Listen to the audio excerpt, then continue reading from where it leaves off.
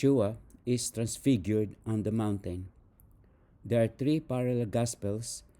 The first one is in Matthew chapter 17, verses 1 to 13. 6 days later, Yeshua took Peter and the two brothers, James and John, and led them up a high mountain to be alone. As the men watched, Yeshua's appearance was transformed so that his face shone like the sun, and his clothes became as white as light. Suddenly, Moses and Elijah appeared and began talking with Yeshua. Peter exclaimed, "Lord, it's wonderful for us to be here. If you want, I'll make 3 shelters as memorials, one for you, one for Moses, and one for Elijah." But even as he spoke, a bright cloud overshadowed them, and a voice from the cloud said, "This is my dearly loved Son, who brings me great joy. Listen to him." The disciples were terrified and fell face down on the ground. Then Yeshua came over and touched them. "Get up," he said. "Don't be afraid." And when they looked up, Moses and Elijah were gone, and they saw only Yeshua. As they went back down the mountain, Yeshua commanded them, "Don't tell anyone what you have seen until the Son of Man has been raised from the dead." Then his disciples asked him, "Why do the teachers of religious law insist that Elijah must return before the Messiah comes?" Yeshua replied, "Elijah is indeed coming first to get everything ready. But I tell you, Elijah has already come, but he wasn't recognized, and they chose to abuse him. And in the same way, they will also make the Son of Man suffer."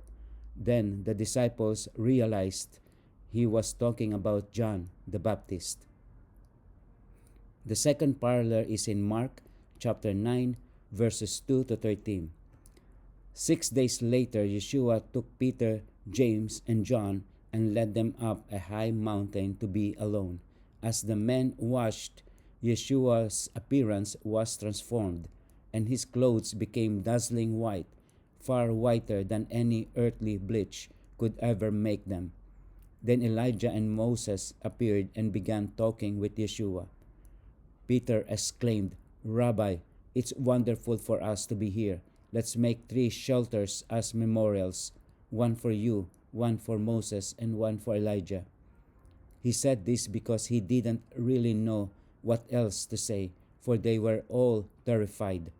Then a cloud overshadowed them, and a voice from the cloud said, "This is my dearly loved Son. Listen to him." Suddenly, when they looked around, Moses and Elijah were gone, and they saw only Yeshua with them. As they went back down the mountain, he told them not to tell anyone what they had seen until the Son of Man had risen from the dead. So they kept it to themselves, but they often asked each other what he meant by rising from the dead. Then they asked him, "Why do the teachers of religious law insist that Elijah must return before the Messiah comes?" Yeshua responded, "Elijah is indeed coming first to get everything ready. Yet why do the scriptures say that the Son of Man must suffer greatly and be treated with utter contempt? But I tell you, Elijah has already come, and they chose to abuse him just as the scriptures predicted." The third parallel is in Luke chapter 9, verses 28 to 36. About 8 days later, Yeshua took Peter, John, and James up on a mountain to pray.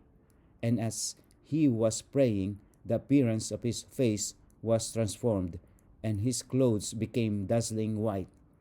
Suddenly, 2 men, Moses and Elijah, appeared and began talking with Yeshua.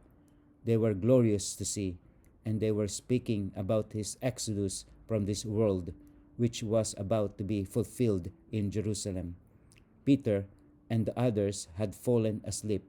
When they woke up, they saw Yeshua's glory and the 2 men standing with him. As Moses and Elijah were starting to leave, Peter, not even knowing what he was saying, blurted out, "Master, It's wonderful for us to be here. Let's make 3 shelters as memorials, one for you, one for Moses, and one for Elijah.